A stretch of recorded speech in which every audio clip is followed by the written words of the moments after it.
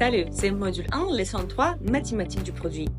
Tout d'abord, je veux que nous nous synchronisons sur le fait que, selon la classification de la leçon précédente, nous avons 4 combinaisons possibles de caractéristiques clés dans les choix de la stratégie de vente. Classer de la plus facile à vendre à celles qui sont peut-être pas vendables. Marque personnelle plus audience large. C'est évidemment le meilleur scénario lorsque votre nom se vend, que vous êtes un spécialiste éprouvé et accrédité et que vous touchez un sujet largement nécessaire, permettant à chaque personne de potentiellement devenir votre client. Disons aussi que dans n'importe quel domaine, vous pouvez trouver une moyenne d'élargir les sujets et de les rendre plus vastes. Pensez yoga pour les paresseux, entraînement de 10 minutes au lit tous les jours ou yoga avancé pour professeur de yoga avec la possibilité de devenir instructeur.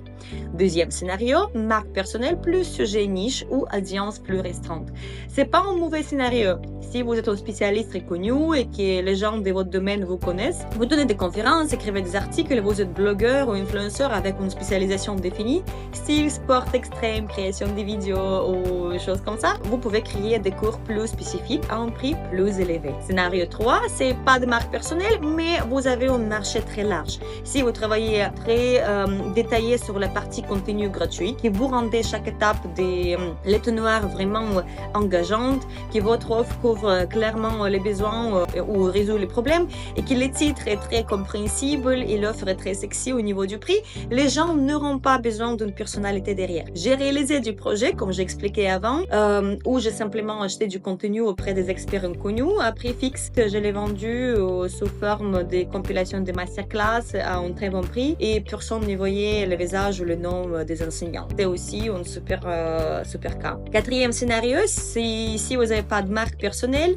audience est restreinte ou très niche. Et moi, je vous déconseille d'aller ce chemin. Vous êtes un bon spécialiste, prenez plutôt le chemin de contacter les instituts qui préparent les spécialistes dans ce domaine et essayer de faire collaboration avec eux comme un professeur invité. Sinon, à mon avis, il n'y a pas de potentiel dans les domaines où c'est très restreint comme le niche et vous ne disposez pas la marque personnelle. Deuxième aspect, que tous les cours en ligne peuvent être placés sur un graphique où l'axe X représente le coût du cours et l'axe Y représente le volume, le nombre de participants. La règle sera le suivant. Plus le prix est élevé, plus le nombre potentiel de participants est faible pour des raisons évidentes et vice-versa. Alors, essayons de placer nos 4 combinaisons sur le graphique et expliquerons pourquoi elles se trouvent là où elles sont. Puis, nous analyserons comment cela devrait affecter votre choix de sujet et votre politique de tarification. Ce graphique est quelque chose que j'ai élaboré à partir de mon expérience et il peut varier d'un secteur à l'autre. Mais je vous expliquerai par la suite la logique laquelle j'utilise pour créer des choses comme ça. Donc, le scénario 1,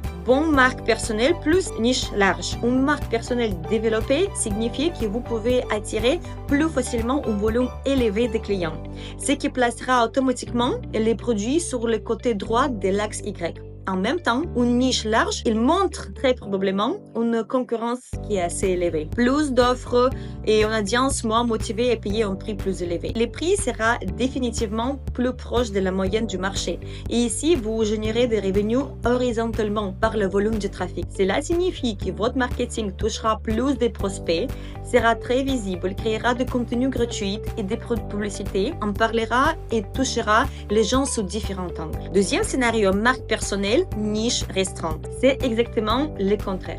Vous avez des prospects prêts à payer exactement pour votre expertise, mais votre niche est restreinte, ce qui signifie qu'il y a moins ou presque pas de concurrence et vous pouvez mettre les prix de votre choix. Ici, vous générez des revenus verticalement en augmentant les paiements moyens et en améliorant la valeur de vie des clientes. Ça s'appelle LTV, Lifetime Value, de chaque cliente. Cela signifie que votre marketing sera plus personnel, vous construisez des relations plus fortes avec des gens et ils auront besoin de vous faire confiance pour acheter un produit plus cher. Observation. Ces 2 points génèrent la même quantité de l'argent. Si vous voulez comparer, c'est comme Zara et Louis Vuitton. Zara marcherait très masse avec des milliers de personnes achetant des vêtements au bon marché chaque jour. Contre Louis Vuitton, haut de gamme avec des clients limités. Mais à la fin de la journée, les profits, c'est la même. Je vous donne un exemple tiré de ma pratique personnelle, sélectionné selon les principes suivants. Ils ont réalisé par 1 à 3 personnes maximum. Ils disposent d'un budget marketing très faible, ne dépasse pas 5-6 000 et ils sont assez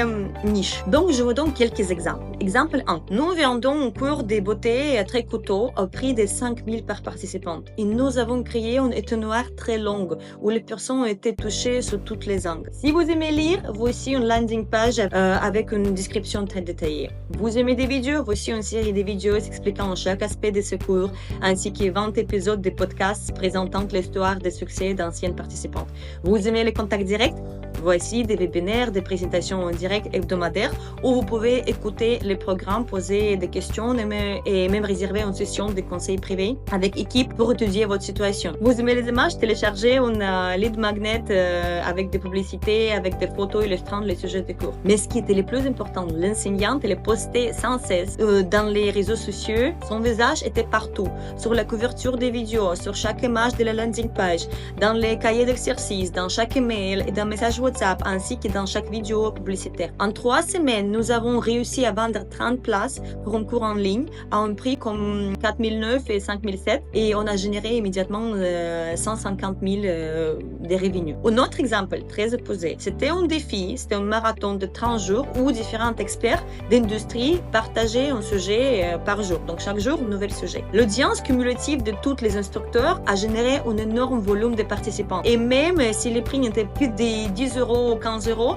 pour la participation, nous avons attiré 1500 participantes en une semaine. On a réalisé plusieurs upsells, revendu beaucoup de cours à côté. Nous avons fini par générer environ 40 000 en un mois, tout en augmentant les abonnés, la base de clientèle, de la notoriété de la marque. Et jusqu'à aujourd'hui, quelques années après, les clients de ce projet continuent d'acheter nos produits en ligne. Oui, les sommes n'étaient pas la même, mais les deux stratégies peuvent très bien marcher. Le troisième scénario, produit sexy avec les niches larges. Sur le graphique, ces produits va générer définitivement moins de trafic que la marque personne niche large et coûtera moins cher que la marque personnelle niche restreinte. Mais ça reste les produits avec un bon potentiel. Qu'est-ce que ça donne? Ces produits requièrent moins d'efforts en matière de marques personnelles et de contenu, car vous ne travaillez pas sur la marque personnelle. Imaginez que vous réalisez simplement des cours très généreux, très bien emballés et que vous faites une publicité très directe. Par exemple, vous voulez apprendre à lire 10 livres par mois grâce à un système de lecture diagonale?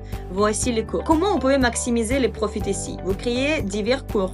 Vous pouvez lancer plusieurs campagnes en même temps. Vous pouvez introduire des bundles avec d'autres cours, des combos. Vous pouvez faire les upsells et les cross-sells. Cela vous donnera l'opportunité de croître verticalement et horizontalement en même temps. Et le scénario 4, c'est quand vous n'avez pas de marque personnelle et votre produit est très niche. Et cela vous placera hors de la ligne des revenus. C'est ici que j'abandonnerai. S'il n'y a pas d'argent dans la niche, vous ne pouvez pas faire la magie. Maintenant, on va connecter les points de telle manière que la ligne descend d'abord presque verticalement et puis ça reste plus ou moins stable vers le droit. Pourquoi cela? Premièrement, il y a un point où le cours devient cher. Par exemple, vous pouvez avoir un module d'éducation en ligne Harvard Business School pour $3 000. Donc, vendre un cours à $3 000 sur YouTube est une tâche difficile, pas impossible. Cependant, le marché des personnes prêtes à payer 3 000, 5 000 ou 150 000 $ pour un produit en ligne, même si le produit est exceptionnel et très limité. Et à ce niveau, 3 000 ou 4 000 $ ne font pas autant de différence que 50 ou 150 $ ou euros. Mais pourquoi les courbes se stabilisent-elles ensuite? Parce qu'il y a l'autre face de la médaille. Si vous fixez le prix trop bas, il est associé à une qualité faible, à une arnaque. Prenons un exemple. Nous avons lancé une fois un cours en ligne de 59 leçons pour 59 €.